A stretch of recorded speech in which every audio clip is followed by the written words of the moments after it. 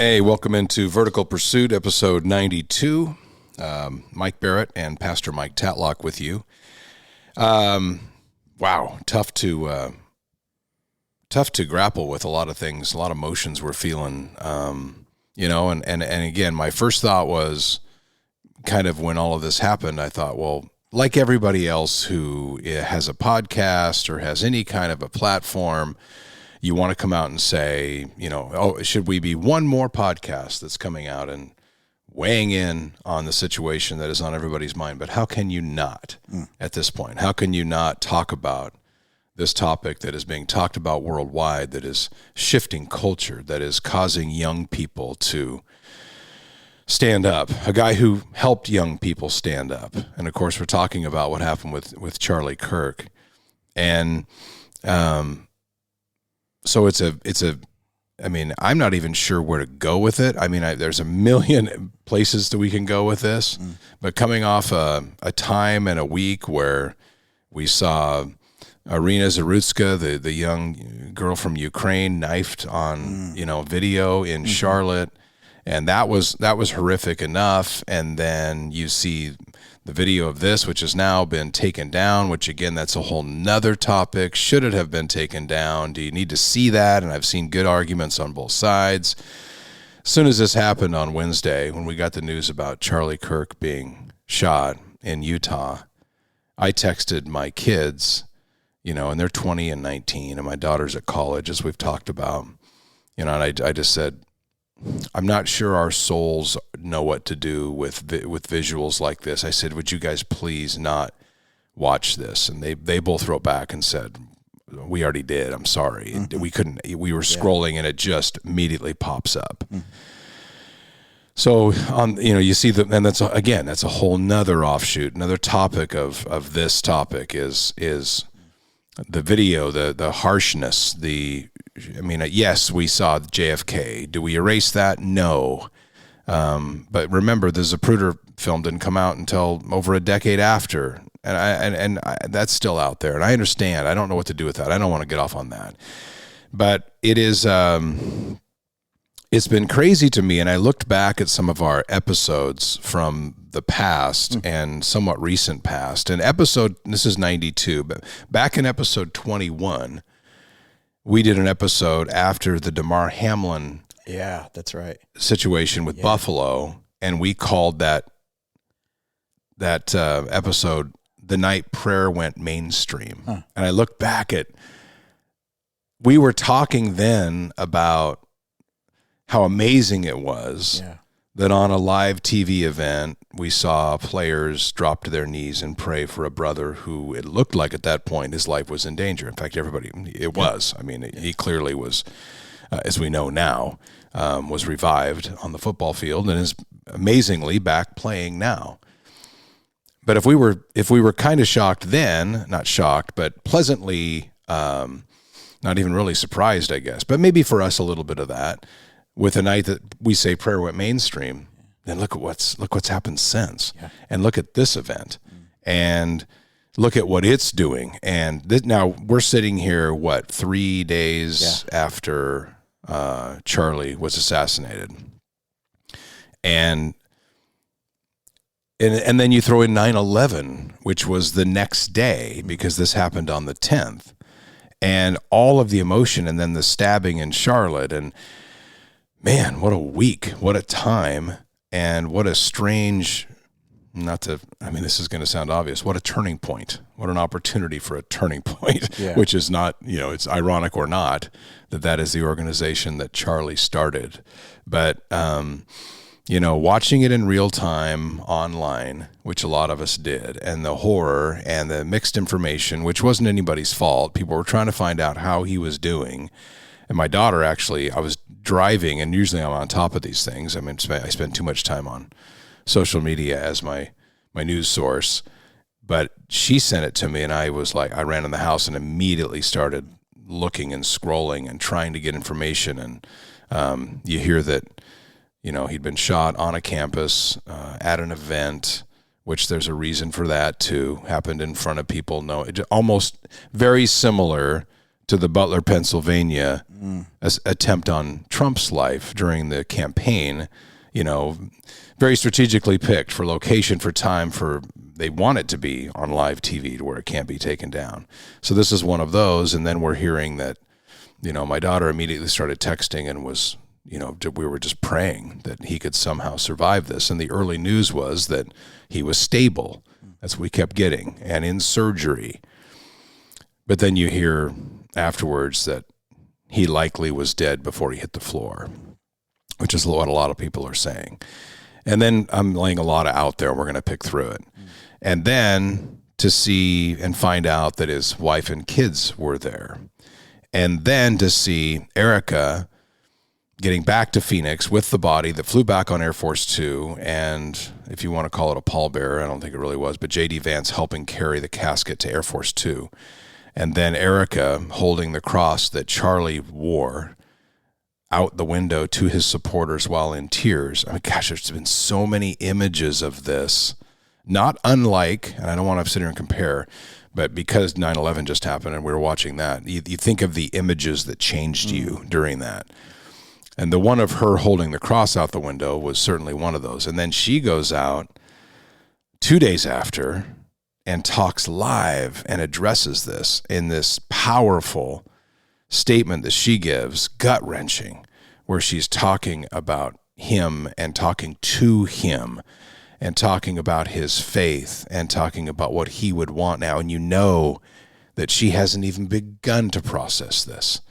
But the courage it took, and somebody texted me and just said, where is she getting this strength? And of course my answer was, it's not her, clearly.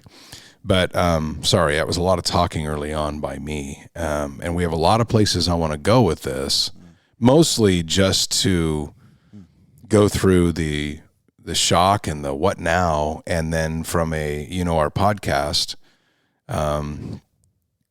what do we do with this biblically? What do we do with this as Christians? What do we do with this as believers? What's because there's anger and everybody's angry. And we had our Wednesday night big men's group, which was packed the day this happened. Mm-hmm. And there were a lot of guys who walked up and said, I am really pissed. Yeah. I mean, I am really ticked off. And so there is some of that, obviously. There's going to be that, but nobody looted, nobody burned down, nobody rioted. There's a difference there. They turned to prayer. And not everybody. I mean, there's some people that are, turning to prayer while pissed, and then they're saying, is this okay? So, Pastor Tatlock, wow, there's a lot to deal with here, but give me your initial thoughts, and then we'll roll into some of these individual type topics that are underneath an umbrella of the massive topic and perhaps change. I want to think that it's going to be a permanent change and not, it's a 2-week thing and then you go back to life as it was. I don't think that happens here. Yeah, you laid that out really well. To go back, I was Wednesday morning, I was working on my sermon because that's Wednesdays is usually when I write sermons. So I was kind of tuning out the world and just studying. And then I got done about 2:00 and I look over, my phone's blowing up and I saw a text with you on it and Travis. And I saw, before I even opened my phone, you can see kind of the thumbnail summary of the text, and what I was seeing was so sad what happened to Charlie, so sad. And I go, what happened to Charlie? And so I grabbed my phone, I opened it up, and I went right to Instagram because I was trying to get some quick feeds, and I saw what happened. And before anybody can tell me don't watch it, I was watching it, not knowing what I was going to see. And it was just really, really sad to see what happened to another person who bears the image of God, regardless of people's, views on what he thought or this or that. To see it and not go, that's not evil, is a disconnect from what God would say in this situation. To see someone, the horrificness of it and the fear and terror, to see students and the trauma now on students and the family and his wife and kids. And I mean, the domino effect from this and the devastating wounds that it leaves on human souls. To not say it's evil would be I would say you would be delusional. And I think that's what we're actually kind of dealing with, is a lot of delusion in our country. And spirituality, and by that, I don't just mean any generic spirituality, just some sort of hippie, hippie, whatever. I'm talking about being in tune to the Spirit of God that gives us discernment on what are we actually seeing and what's happening and what's really going on behind the scenes. So that Wednesday, of course, we're all just trying to figure out what's happening, praying that he would make it. Because you're right, we were kind of getting those first reports were you and I were on a text thread, and I saw it and I went, I just don't see that happening. Everything inside of me logically, and I'm not a forensics expert by any means, but just understanding what we were looking at, I thought, and I remember one text we said was, this will take a miracle, because in the natural, it doesn't look like it was going to be something that anyone would be able to survive, because it was just so bad. But believing that God, you can do miracles, and we were hoping for that. And then the news came pretty quick, within minutes, that he didn't make it. And that now turns to another level of grief and sadness on multiple levels. And then I think one of the hard things to process in this is watching people's reaction to it. And I will say this, that some people's reactions to him and what happened are just as evil as the person pulling the trigger. And I'm not going to sugarcoat that. So, it's one of the things that, so Wednesday night we go to our men's group and we were preparing, and there was, we sat there and said, okay, what's the biblical kind of Christian response? Well, I think first of all, the Bible says this, that we don't wrestle with flesh and blood. We don't wrestle with flesh and blood. We go, wait, yeah, we do. I mean, people have skin. It's talking about behind differences and behind animosity and evil and all of this that's going on. There's spiritual world that's in place, and that spiritual world is influencing people's hearts and minds to carry out the actions. The Bible even says that there are those in the world that are carrying out Satan's agenda.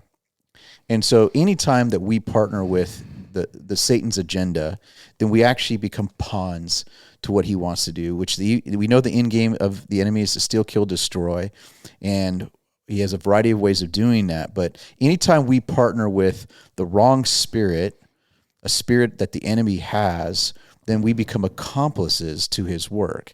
And so Wednesday night, one of the things that came to my mind in relation to this, talking biblically, one, it's spiritual. One, we know that there's a spiritual warfare. The enemy wants people divided, hating each other. He wants wars, and he wants murders and all of that. But specifically related to Charlie, and kind of what I'm seeing in the landscape is John 8. And we talked about this Wednesday night. John 8's the story where Jesus is with the disciples, or he is with the disciples, but he's talking to the religious leaders.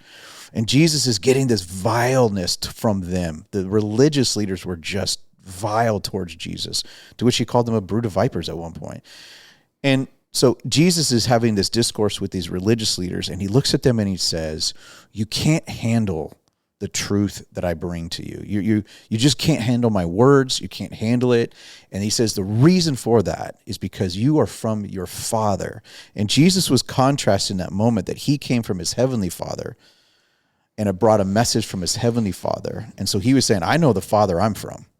The Father you're from the devil. He said that you are from your father, Satan, the liar, and he's a liar. But then Jesus says there's no truth in him. And because he's such a liar, and because he hates the truth, Jesus said he is a murderer. And I think what we're having in our country right now is there's a spirit of murder. And Jesus even said, he was great at this. Jesus would say, it doesn't matter what your behavior is. Yes, yes, yes. But Jesus said, what's in your heart? Like sometimes Jesus would say, the law says that a man should not commit adultery with his wife. Of course, that's bad. But Jesus took it to a deeper level. Jesus went beyond actions. He went to the heart. And he said, if you even lust after another woman, you're committing adultery in your heart. Jesus would say, if you hate somebody, it's the same as murder. And so you don't need to be the person that pulls the trigger to partner with that murderous spirit.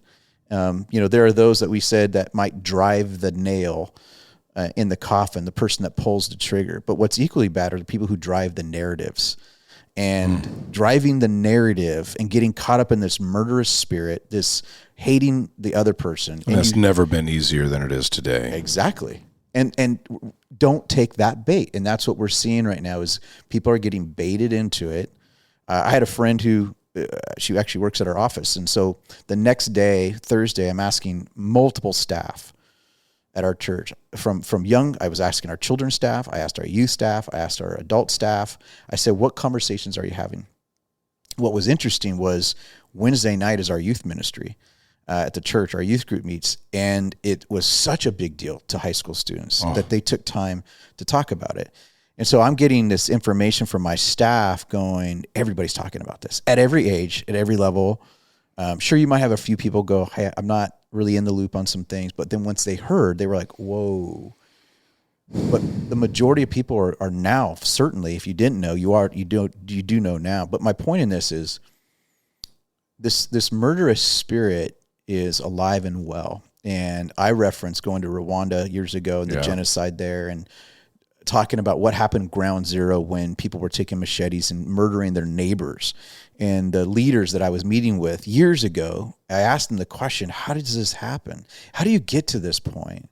And their answer literally was, this is demonic. And so there's a murderous spirit. It starts in hearts before it manifests in bullets and knives on subways and attacking people here and there. And I'll say this too, it has nothing to do with the knife or the gun. I'm so tired. And here's why I'm tired of hearing this. And people get so caught up in all this stuff. And you're like, well, Mike, you're pro-gun and you're pro-Second Amendment. It's like, oh, I am. But I am. And that's a whole nother conversation for us. But why? My reason for why I hate that statement isn't because I'm pro-Second Amendment. It's because it's not the answer. And that it frustrates me to see Christians especially saying, well, if we just take guns away and we just limit that and legislate that, I'm like, don't you understand this is a condition of the human heart? And you are so blinded again to get caught up in those kinds of narratives that you're missing that. It's like trying to solve cancer with a Band-Aid. You're not dealing with the real issue. There has to be an heart issue, and this is where we can talk about. I'm kind of ranting now for a purpose, because I'm so frustrated with believers who don't understand that what the core problem we're dealing with is a sin issue. It's an evil issue. It's a heart issue.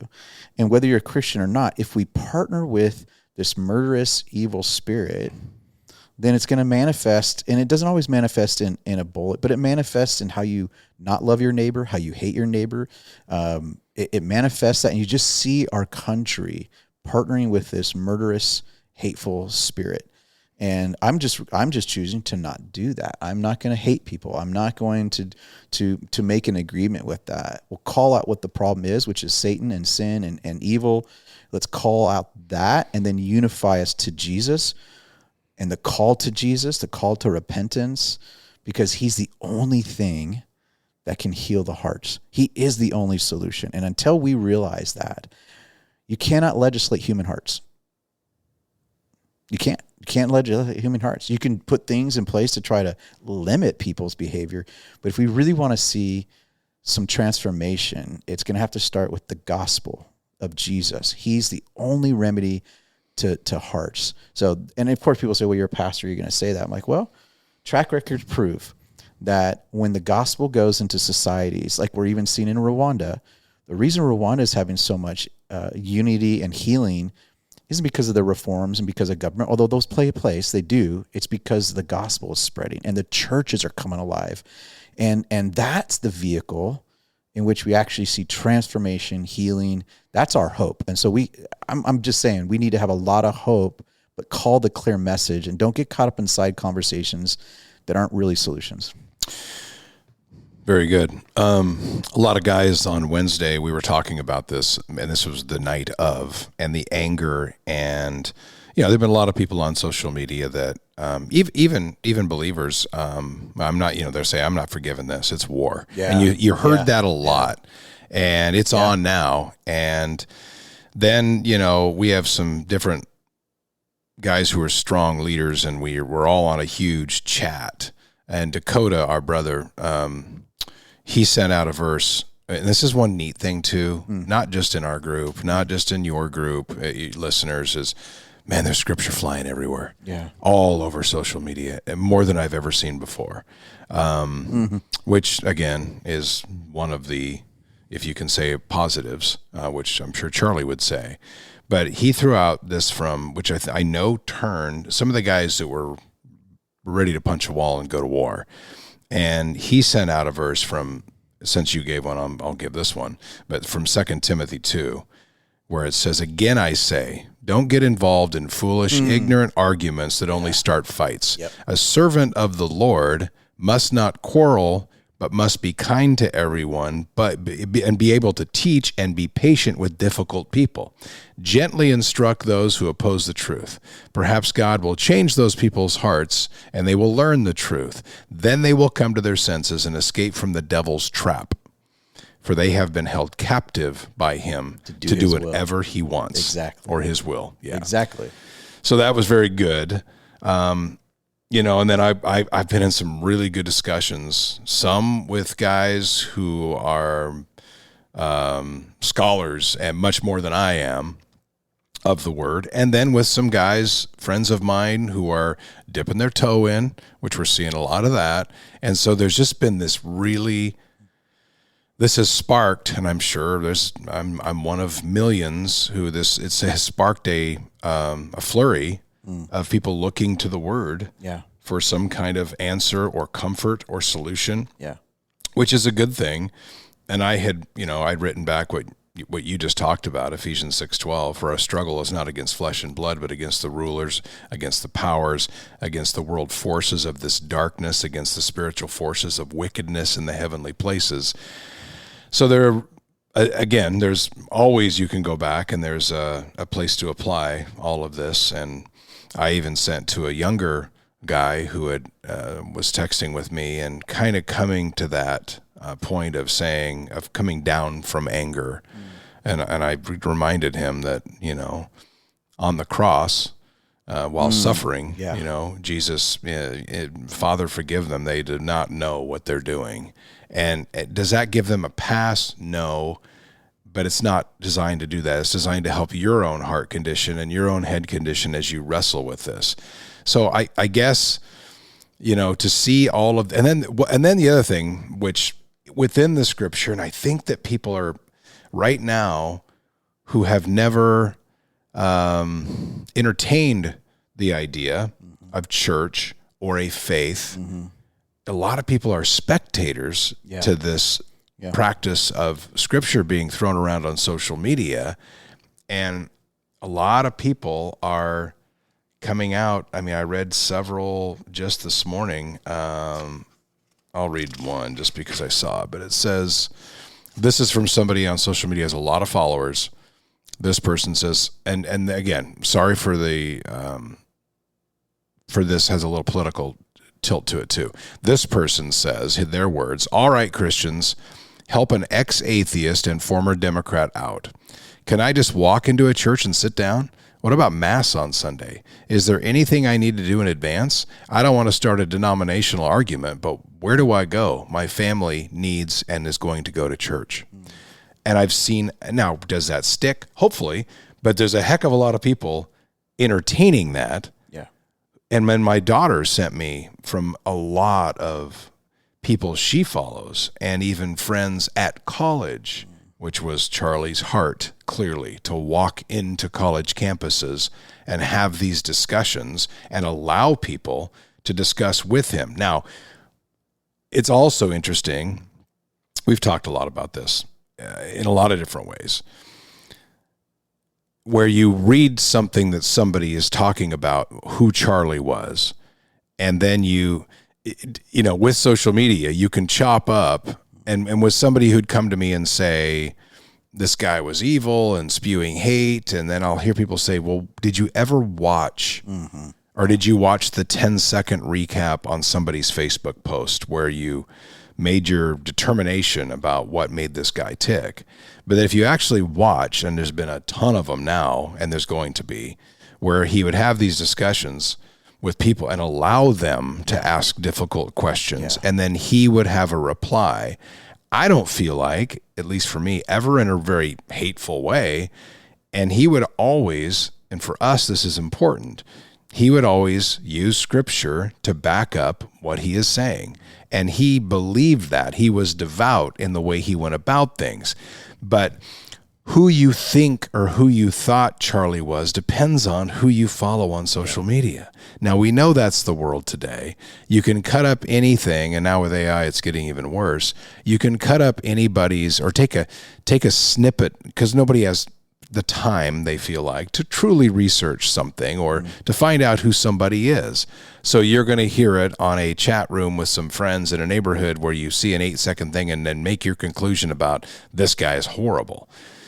But if you ever have a chance to, and I would say do this on both sides, not just, this is not a left-right thing. Even on the other side, take time to listen and take time. And that's what Charlie was all about. He was trying to do that. And at the end of it, he would, of course, tell you his opinion based on Scripture. But I'm not sure if you can adequately measure the amount of young people he at least got to think and then got to open the Word, which was, that's his point was in these things. I am going off of my law and my Savior, and I'm going to tell you what is in the book, and that's my thought. But you're more than welcome to sit and debate me and ask me any question, which to me, being somebody who I don't love the idea of massive conflict or going into a situation where you know you're going to bang heads with somebody. And that we saw this during COVID. We saw this during Floyd. We saw this where it split families apart. And this will too. And where it turns into a shouting match in 2 seconds. And I never really saw that and I've watched a lot of Charlie stuff, especially in the last few days. Always did, but I've watched a lot of it. I never saw it get into a really hateful shouting match with names being called, at least from his side. He never really did that. People would do that to him and he would just kind of take it. I watched a video where a lady walked up and grabbed his hat and threw it on the ground, and he just laughed and he goes, no, let her do it. It's okay. So I thought he practiced amazing restraint, but the fact that he went into these places, he knew where a lot of these young minds are being shaped. And that you start talking about the very guy who is, who's been arrested and who is supposedly the guy that did this. His family turned him in, and a family that was by everything we've read, by all accounts, and again, we don't know everything yet. And a lot of his friends have been interviewed, and they've said, man, he just in the last few years, when he went to college, he just kind of went off the face of the earth in terms of just his views, and he got hateful, and he got, and there's even a video out there of him, the one interaction he had with Charlie, because he was somebody who did debate him at one of these college events where he brought a bullhorn, and he was, and his friends go, that's just not him. He started, he played video games, and then he was he spent most of his time on Reddit or some of these sites, I don't even know what they all are, where he got radicalized. And I think Charlie's intention was to go into a lot of these places where we know people get radicalized at a really impressionable age and try to give them a forum and then give them his truth. So I also mentioned this the other night. It's hard to think that there's, for me, and this is not a pessimistic view, but when this happens, who's the next man up here? Because maybe I'm wrong to say this, Charlie, in terms of being willing to take the gospel into some places that are so godless and so full of hate and indoctrination, man, it takes a special talent, a special person, and a special will to do this. We're going to miss that. Yeah. And there's not many, like him or not, I'm just saying, this guy went into these places and had civil discussions, and many times said, when the conversation stops between the two sides, that's when you get war. That's when you get civil war. That's when you get relationships broken off. All my intention is, he was saying this, is to keep a dialogue going between the two sides. I'm going to let you talk and stand there, and I'm going to give you my side. We're going to have a healthy debate without yelling and name calling in most cases. And then we're going to move on, and hopefully we give each other something to think about. That I saw for people who come out and say they think they knew who he was. I'm not sure how it's debatable that was his intention. Well, that's okay. So this is what's frustrating too, is you sit here and we have to defend his character and defend him. Yeah. And here's what I would say in his defense. And I would say this is that I think first and foremost, before he was even someone who had what you could say political views on things, I hate even saying that. Did he? Sure, but I'll talk about that in a second. I think first and foremost, he was a great evangelist and an apologist. That was his calling in life. One of the best. One of the best. And for such a time as this, particularly for a young generation, I mean, he ministered to a lot of people, but particularly a young generation who's tired of the lies, who's hungry for truth. The Bible says the truth will set you free.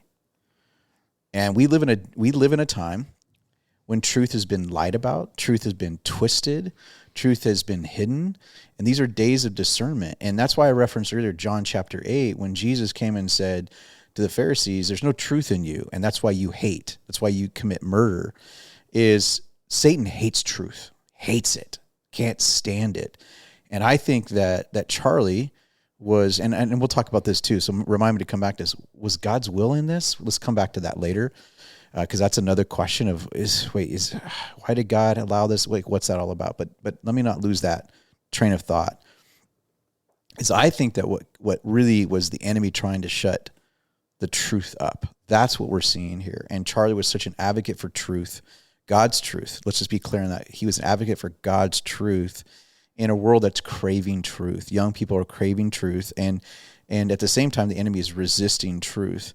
And that's why that murderous spirit wants to shut truth out, because Satan knows that when truth is there, it sets people free. And of course, anybody who speaks the truth will be called a hater.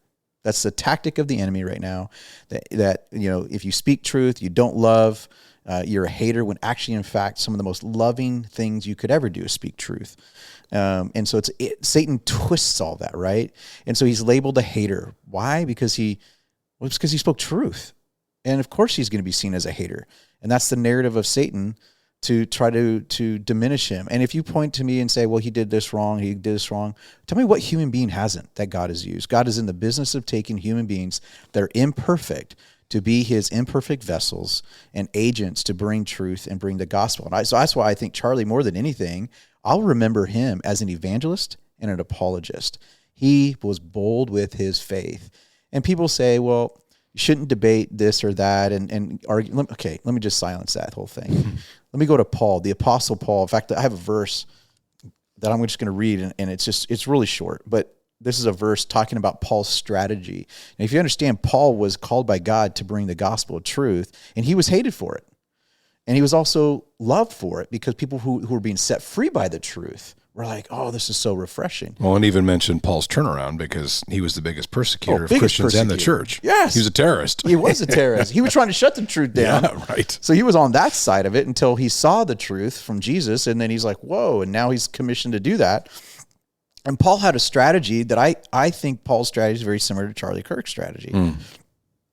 This is what it says in Acts chapter 19. If you want to read about the Apostle Paul, go through the book of Acts, and you'll see that wherever he went, whether it was Jewish culture or Greek culture, this is what it says in Acts 19:8. Paul entered the synagogue and spoke boldly there for 3 months, arguing persuasively about the kingdom of God.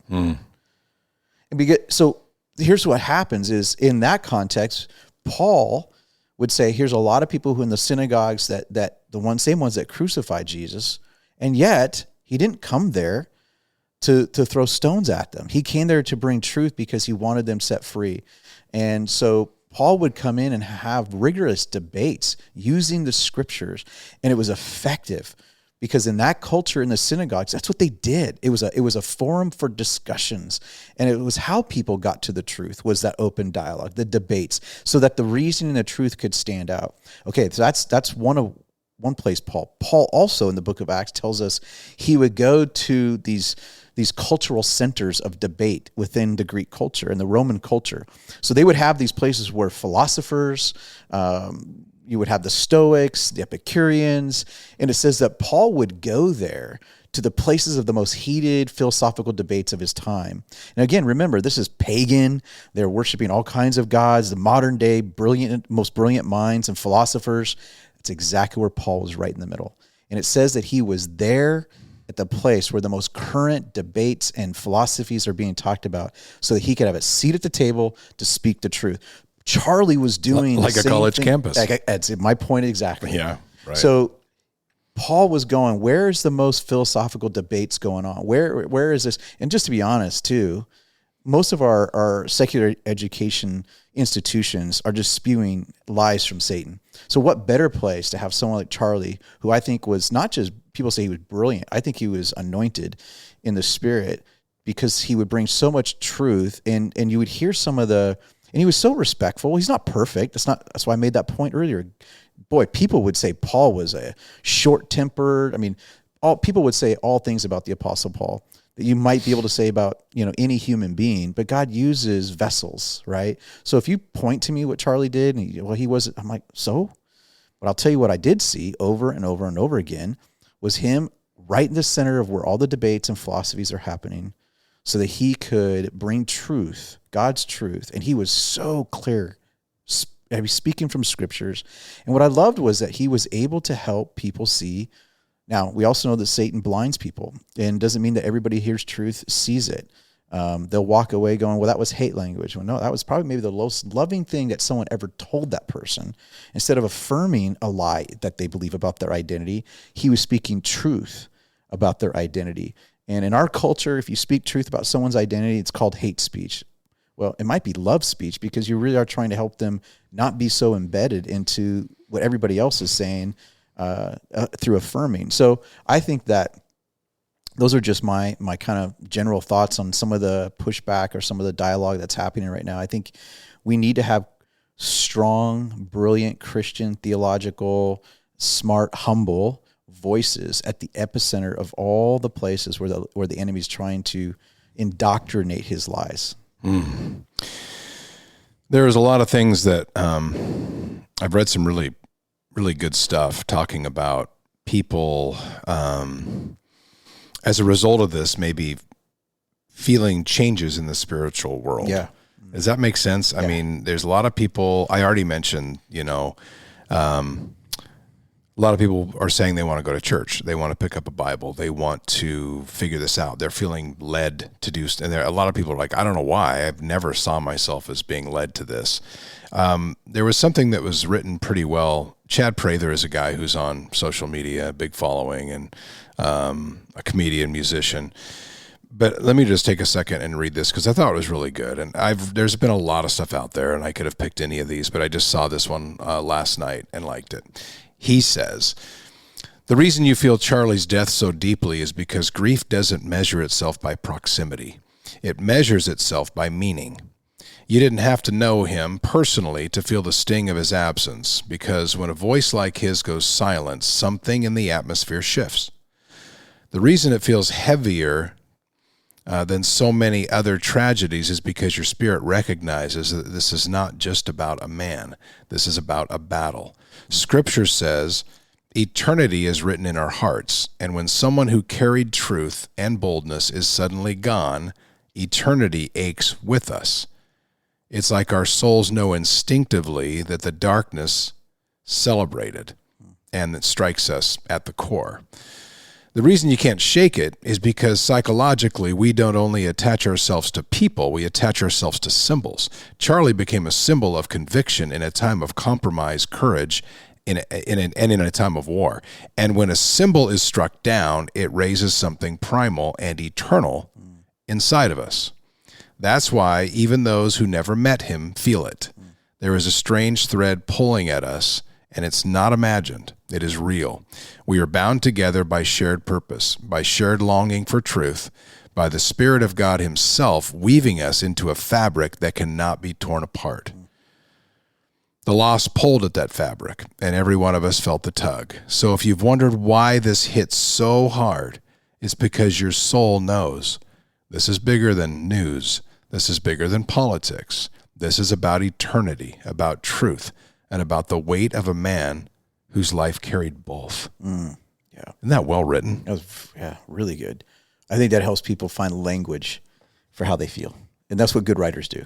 They help put words that you can't find that make you go, yes, that's exactly it. And I drew a connection to that I think, that I find interesting. In the last probably year and a half, we've talked about this at church. You and I've talked about this a lot. Your daughter's a big part of this. We're seeing a movement that's happening of God. And it's every generation. So I don't want to say it's just young people, but specifically, we're seeing a movement of God on campuses, football fields, stadiums, arenas, everywhere. Young people are hungry for truth. It's, in fact, right now the highest demographic that's coming back to church is Gen Z. Yep. And also some millennial part of that. And they're the highest ones. And I think it's because I talked about this at church last week. Something we call the malaise of imminence. And what is malaise? Malaise is this like emptiness, this sense of lostness and hopelessness. And what we talked about, the malaise of imminence, is this idea of we've lived in such a secularized culture where we have lifted and elevated man's human wisdom and logic and man's ability to strive and what man tries to accomplish. And we've got to a point where we go, where's that gotten us? Where's the best of humanity really gotten? It hasn't solved the human heart. Our ideologies and philosophies, our technology, our programs, all of this stuff that we've created that we can pat ourselves on the back and say, look how far we've come as the human race, has left us still scratching our heads going, it's not working. Our hearts are still empty. People are still hopeless. People are still in despair. So we can't evolve ourselves out of the sin condition of the human heart. The only way we do that is we come to a realization that we are lost and that we need a Savior. And what's happening right now, you're seeing a generation that's understanding, and God is awakening them to this new hunger, this new truth, that this malaise and this hopelessness is not going to come through better politics, not going to come through better human systems and those sort of things. It's going to come through repentant hearts. And you're seeing this young generation that now also is becoming so bold. They're so outspoken, and this is a move of God's Spirit. And so I think that's why they identify with someone like a Charlie, because it wasn't just his age, although it helps, but it was really they saw Charlie speaking the truth, and he was bold about it, and he also had a compassion about it. I mean, when I watched Charlie even disagree with people, and I know there was sometimes humor and joking, but that's also part of the environment. People thought, you have to understand that. That's just part of that. Don't grab some snippet. And point of it being, it's the atmosphere. But I felt like a lot of young people really follow him. And I think that in many ways they were inspired by that. And it's not surprising that we're seeing that assassination and that evil on display on a campus. He's spoken in many forums, of course, that aren't just campuses. He's been in all kinds of other places. But for this to take place at a campus, I think it reveals to me that what we're seeing is a battle for human hearts, young minds, and that there's been momentum. You know, Paul talks also in the book of Acts about being thwarted by the enemy. Paul says, I tried to get there. I wanted to see you sooner, but the enemy thwarted me or hindered me. And so Paul was saying, even in his endeavors, that there was resistance against him. Of course, it ended up actually costing him his life. So there was that ultimate martyrdom. And so I think when you look at what we're seeing right now is there's a resistance where God is moving.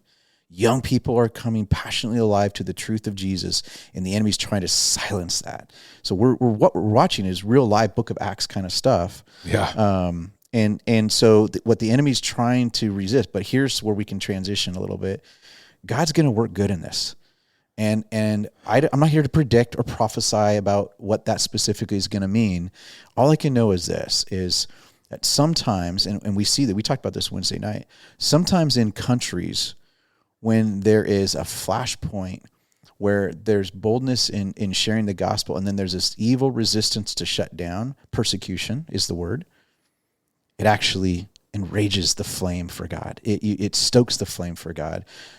Like people don't know this, but in the country of Iran is having one of the greatest revivals. And people are like, wait, Iran, the place we just bombed, and the ways they hate the Jews and this and that, like that place? I'm like, yeah, that's the place that you just don't see it on the news. But the church is thriving and flourishing because it was so pressed down. It was so oppressed and persecuted. And you see that, and in fact, you see it where most countries through history of the church, where there was persecution, you saw people get even more emboldened in their faith because it forced them to turn to God. It forced them to depend on him. It forced them to say, he is worth it. And when one person is struck down, it becomes an inspiration to say, am I willing to lose my life for the message of the gospel? And so then, and I've heard this from pastors all around the world currently, when they see their comrades and their friends who are ministry leaders who are struck down by the Taliban or other terrorist groups or just other tribals that hate them, it actually inspires them to stand up and be more bold. And then because of that boldness, the gospel spreads. So I'm sitting here going, what it was is evil. What God can do through it and with it is yet to be seen. But I'm hopeful that what we're going to see, and even if there might be more resistance, and we might see more of these things happen, because we know as the gospel goes, Jesus said this. He literally said, don't be surprised if they hate you. Yeah, he said they're going to hate you. They're going to hate you because they hated me. And he uses that word hate against the murder spirit. And so I think what's going to happen as we see an increase of God's spirit, and that's happening right now. We're in a time and age where the Spirit of God is moving, not just in the U.S. We're seeing outbreaks. Some might call them revivals, but we're seeing certainly outbreaks of God moving, stirring. Don't be surprised, because Jesus said, don't be surprised if you see that resistance spiritually. So will there be more of these? Probably. It's just, honestly, that's what I think. I think you're going to see more things happen because God is on the move. And so what that tells me is how do we address and deal with these things as Christians? I'm not going to join the spirit of hate and murder.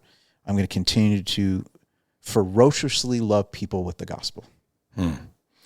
Interesting that you mentioned Iran. I was thinking as you were saying that, because one thing that I've thought, and I was talking to a friend about this, through the media, which clearly has blood on its hands in many of these cases, especially, I think, even as much in the Charlotte train car murder, for radicalizing young minds and not even young minds, just minds, period. I was talking to I know two guys from Iran who spent a lot of their lives there, and we were talking one time a while back about, this is around the time that we bombed their nuclear facility, and I just kind of wanted to get their take on it. And they said, no, we love that.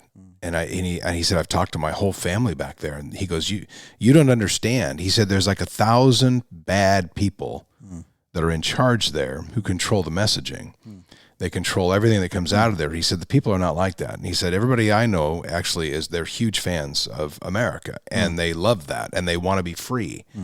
But the message is held, and there's so much fear planted in these people that if you dare say a word, then you are taken out publicly, and not exactly as bad as it was during like the revolution in 79, where they were hanging people from lamp poles in the streets to try to show you better not say anything. But I kind of went, okay, that makes some sense. And he said, you'd be shocked. So then I go to this, and I think of, at a time like this and this week, especially after Charlie's assassination, we are led to believe by looking, and it's never been easier, so through social media and everything else, we're led to believe that this is a 50-50 tug of war going on right now. Yeah. I don't think it's anywhere near that. No. And I think you're talking about a fringe, and those in control and those who stand to profit.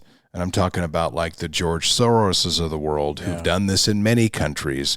You want chaos and division, and you do the most powerful things that you can do through money to create division, because in that you profit. And we're seeing that. Yes. And now I'm finally seeing, you're seeing this week now, and I read this last night, they're going after that now. If it's done one thing to the tolerant people, it seems like the tolerant people in many cases who have sat back and kind of let this happen, they said, no more. We are going after this now. And so what you start to see is the evil unmasked that is designed to make you think, oh, it's 50-50, man. It's you're up against an enemy, and it's kind of balanced on both sides. No, it's not. No, it is not. And, and then what's funny is, not funny, what's tragic is you'll start to see on that side, which we have seen the other extremely ugly side of this since Wednesday, is the people celebrating the death and trying to top each other with the most brutal comment about wishing his children dead, wishing his wife, you're next, going to other commentators and people who are trying to spread the gospel, you're next. It's a race to the bottom. And I never knew that rock bottom had a basement, but it does. And we're seeing it now. It's kind of like this competition of how low can you go? Jeez. And what's amazing now is the people that are on the other side of that, who oppose language and just horribly, just brutal comments that we're seeing now. And you can't even believe them. And a lot of them are teachers and professors in colleges. And that's not to say all the teachers. I'm sorry. I'm not saying that. My dad was a teacher. I love teachers. My wife's a teacher. So understand that. But a lot of the people who are being called out, and they, through their emotion after an event like this, they send out something on social media, not really realizing that the internet is written in ink. And even though you go back and scrub your page, people have it. Yep. And so what's crazy now, and I read this last night and I read this today, there are people who are putting together a searchable database. That's crazy. You were just saying that before we started this. Of over 200 or over 20,000 people so far who are celebrating Charlie's murder. And they're making it available on a website. So essentially, the dangerous part, and some of them are probably bots designed to stir. I'm not even sure if they're all real people, but that's one thing we can start to do, is start to try to figure out, okay, who paid for these bots, what the goal in here is. But some of them clearly are individuals doing this. And now maybe there's going to be some accountability. Now, do they have the right through free speech to do that? Yes, of course they do. And that's part of this. And what they were trying to do is take away Charlie's right for free speech. So that's where you get in the battle of the fabric of what we are as a country. So I can't sit here and say, when I use the term accountability, for some whack job professor to come out and want Charlie's wife dead next, I hate that. Does he have the right to say that? Yes, he does. It's vile and it's evil and it's horrible. But if I come out and say something, then I expect to be called to account, at least for people around me to know who I am. And it appears that we're getting to the point through technology of knowing these people, and they are being called out. And I'm not saying go do violence to them. I'm just saying we should know that you did this, and perhaps if you did say that and it was meant for 4 of your friends in your nut job book club, everybody's going to know about it now. And I think that's okay. Yes. I think having some accountability. Do you have the right? Yes, you do. But others around you probably have the right to know about the evil that you're spewing. Well, and you know, what's so crazy was I walked in the office on Thursday. I was talking to my staff, and conversation you're having, and because you'll read things that are just despicable. I don't care who you are politically or even spiritually, religiously, in terms of different views. Every human being is created in the image of God. Every human being is created in the image of God. And so you could say, I flat out disagree with this person's philosophy, their religious views. But if you celebrate someone being executed like that, and you celebrate the murder, because this is that murderous spirit I was talking about. It doesn't stop with this. It's, I want their kids dead. You're going, this is demonic. It's demonic. And people can make partnerships. That was your verse you read earlier that Dakota sent out. There are those who are doing the will of the enemy, and we are called to help them see the light. So part of it is, how do you call out? And there's degrees on this, and this is where people have to understand too. Because I'll speak to the conspiracy, because people are like, there's, I don't know. I'm watching stuff because you and I talk a lot about conspiracies, and people go, "You're a conspiracy theorist." I go, "Dang right I am. Of course I am. If you're not, you're a fool." Because the word conspiracy means hidden agenda or hidden devices or hidden plans. And the Bible even says that Herod and Pilate conspired against Jesus. So we know that Satan has been conspiring against God. And God, he's a liar. He's a murderer, steal, kill, destroy. That is the conspiracy at hand. Okay, there's my justification to be a conspiracy theorist. I think being a conspiracy theorist means you're just wanting discernment. And we have to understand right now, I can go back to COVID and all the lies that went, and now that what's coming out is that we were lied to, we were controlled to believe that, hey, if you get the vaccine, you're not going to get sick. That was BS.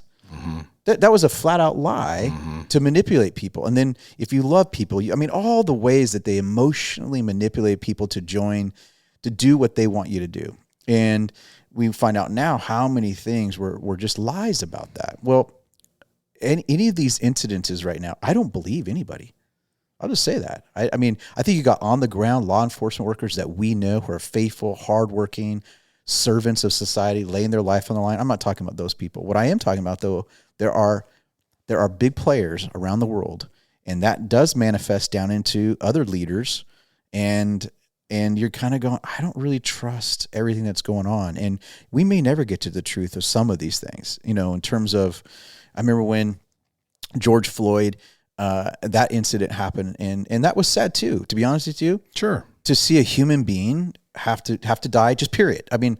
Regardless of who they were, criminal, not criminal, like none of us want to see anybody die. That's just, so it's okay to say that.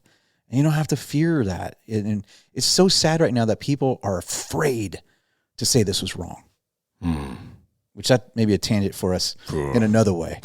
But it's like you're afraid to call something wrong because I'll be labeled this and I'll be labeled. You're going to be labeled. Call it what it is.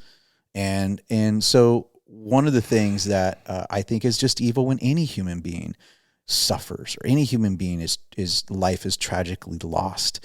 And it's just sad. And so let's just call that what it is.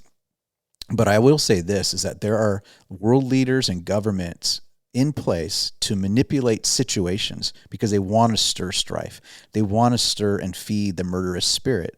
And so this whole shooter, who knows where it's going to go? I can tell you this, some of the videos I'm watching, I already see a lot of holes in the theories that are out there. There ain't no way. I'll just give you one example. There ain't no way this guy was carrying around a 30-06 rifle, the one they explained. We know guns. I know that gun quite well. And you can't fit that in your pants. And all the videos that are being shown right now, him walking around, it's impossible. Let me just tell you that. So there's already holes in the narrative. And then I watched the video of him jumping off the roof and running, and it's like, he doesn't have a gun that you found in the woods? Right. I know, it doesn't add up. Did he have a gun in his back? There's other things, but the one they're telling us he had. They showed the picture. We found this 30-06 rifle in the woods. I can tell you right now, he was not running on the roof with that. He was not jumping off the roof with that. And all the pictures, the way his knees are bending, you can't, it's just stupid. It's foolish. So my point in this, I don't know what happened. I don't know who's behind it. I'm just trying to tell you, it won't surprise me if we, never really know the truth of this. It wouldn't surprise me if there's way more players at place. The reason I brought the George Floyd thing up was because it was just a couple days after that all of a sudden these pallets of bricks are showing up in cities. Yeah. Come on. Yeah. Come on. You're not saying that's not planted. Come on. And why did they plant the bricks there? Because they knew they want to feed the murderous spirit. So I'm not going to partner with that. I'm not going to partner with the murderous spirit. But I think, like you said, there are people who are posting things. And, he's better off this, his family's better, just evil. All it is just the murderous spirit. And, but I will say it's easy to get caught up in thinking like that must be everybody. And yes, it's not. Right. It's not. And so that's, again, what Satan wants you to think is everybody who's on this side, all are posting those things. No, they're not. There's a lot of people who aren't just posting anything, for whatever reasons, and some should and some shouldn't. It's better to hold your tongue, honestly, if you don't have anything that's going to be contributing good. But I think I just not partnering with that idea, even that my neighbor who's across the street from me, and I'm speaking my neighbors literally, who have radical worldviews than me on a lot of stuff. I'm not gonna see them with a hateful spirit. I'm not gonna partner with that.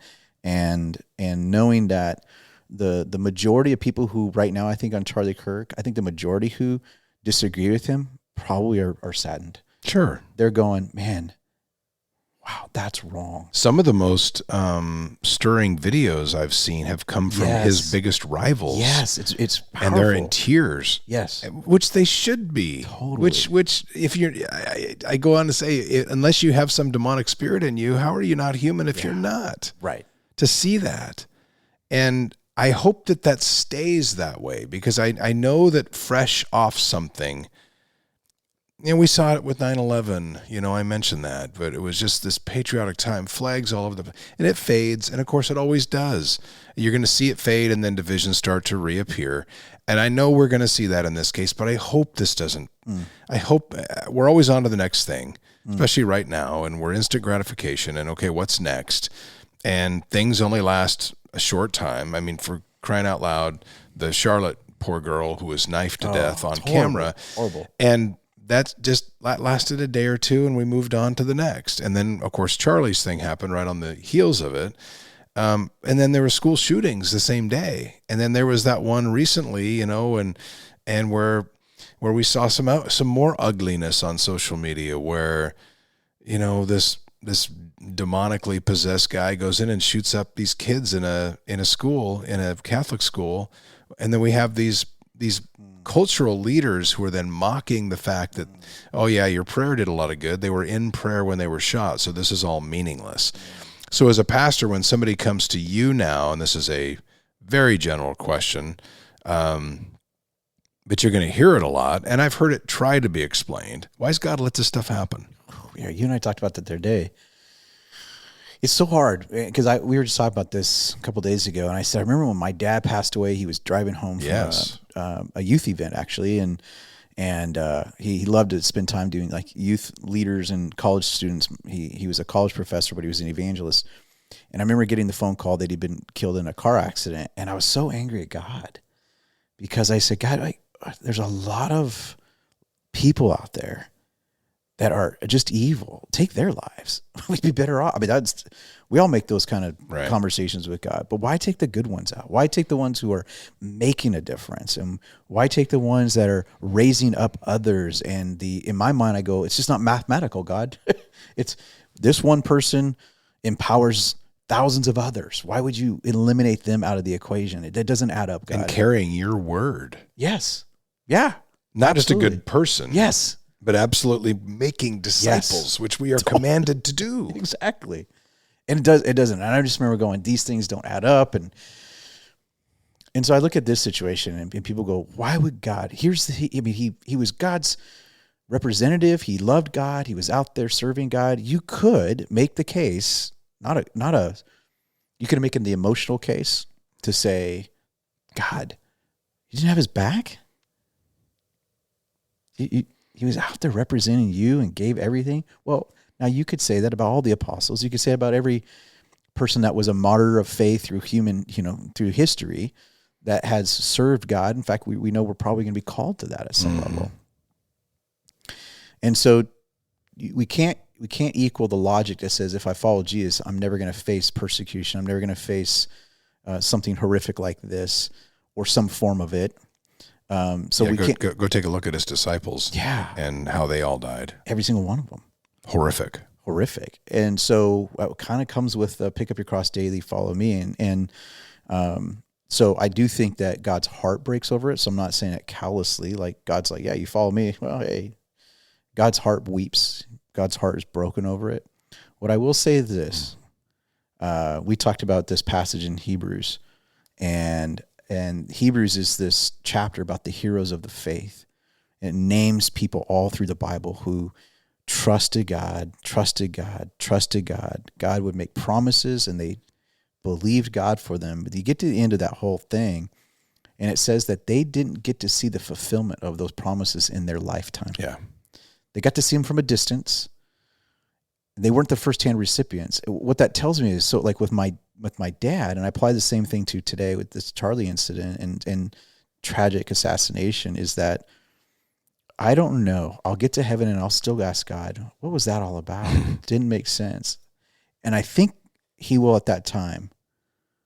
Somehow, I'm going to believe this, somehow he'll connect the dots and he'll say, this was the reason. And he may even say, that reason was way beyond what you could probably even handle at the time.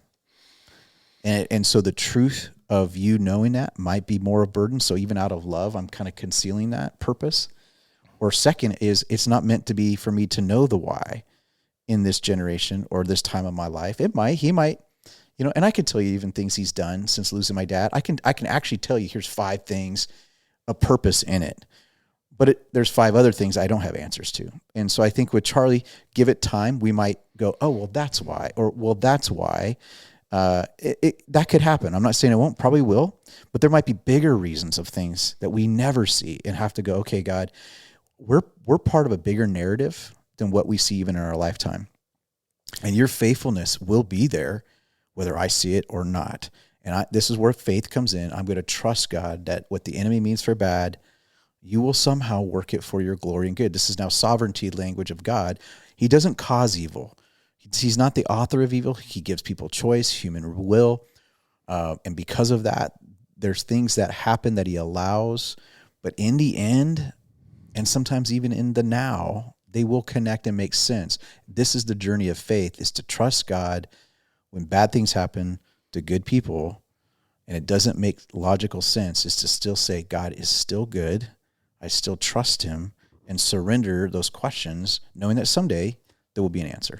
Are you also, though, prepared at the same time to entertain the idea that the world is broken and jacked up, and in Genesis it fell apart, and that while I agree with you, in our faith we want to say the dots will connect, but without free will, you can never truly love. Yep. So that's a good way of saying it. Is there a spot in your mind where you just kind of go, this world's broken and crap happens, and maybe the dots won't connect. Yeah. But that is a result of the gift of free will. Otherwise, you're robots. And without the free will, the people have to do these things. Should we expect to be protected at all times from bad things? Because if you're going to be a believer, and I know I don't want to get off on a whole nother thing, we're going along, but if you're going to be a believer in the gift of free will being the key ingredient to the ability to love, then you better accept it. Yeah. That jacked up stuff happens in a broken world, and maybe there is no reason. Well, that is the only reason. Meaning, why did this happen? Because God gave choice, and humanity chose evil, so evil things happen. That's end of story sometimes, right? But that's hard for us because we want to see some big grand bow at the end of all of this, right? Where it does. And I do think some of those things will come for sure. But I think at the end of the day too, you have to just live with that hard reality that God gives choice. God gave choice. Now, here's the crazy part. People scream, and I do this. I scream, unfair. God, you are unfair. I've sat as a pastor with grieving parents, holding children that were stillborn, going, God, this is unfair. At the same time, you can hear down the hall parents celebrating their child born. It's just, to sit in that space with people is hard. And then to hear the cries of, God, you're unfair. That's okay. That's okay. Because I think what was the ultimate unfairness that we have to acknowledge, it was unfair for Jesus to die in our place. So he gave choice. And in that choice, mankind chooses sin and rebellion against God. And we don't get this because we'll do a whole podcast on this. I don't think we understand the gravity of our sin versus God's holiness. And because we've been so acclimated to it, but I mean, we all are deserving of wrath. We're all deserving. And I know we don't think we are because we're like, well, I'm not that bad. I'm not that bad. But that's because we don't understand really how bad sin is in all of its forms. And so we all deserve that. And so what's unfair was Jesus, who didn't deserve, and then took our place so that we could have peace again with him. That's unfair. That's the ultimate unfairness of choice. He gave us choice to choose. We chose rebellion. He gave Jesus choice, and he used his choice to lay his life on the cross for us. Boy, that was unfair. And so it's okay to maybe put it in that context of, life and sin happen, and it's just evil, wrong, it's painful. But again, let's push towards the ultimate unfairness, because that's the only place where our souls can find comfort. When we don't have answers, it's the only place our hearts can heal. When we don't have all the bows tied at the end with purpose and meaning. And know that God holds us. He holds us close to him when we're in that place of pain and reality of sin. Thanks for spending time with us. I think one of the reasons I wanted to hop on and do one on the heels of this tragic event was kind of selfish, because it's therapeutic for us. Yeah. And hopefully it's somewhat therapeutic for you as well, listeners. And I know you've probably listened to many other podcasts, and this is the topic. It has to be. We couldn't hop on and do a topic and avoid this one, because this is one of those generational type permanent marks in your life that you're going to remember. And I've heard some people say that, are we going to wake up? And I had this feeling, I connected it a little bit on that day when I was talking to friends, kind of a 9/11 feel a little bit, in that there's a new normal and there's something that we're waking up to tomorrow, and the world's going to be different than it was today. Will we drift back, and will things normalize? Yeah, I mean, to some degree. This one feels bigger than that, and so I think that's why we wanted to discuss it. So thanks as always for listening to us on Vertical Pursuit, and we will see you on our next episode.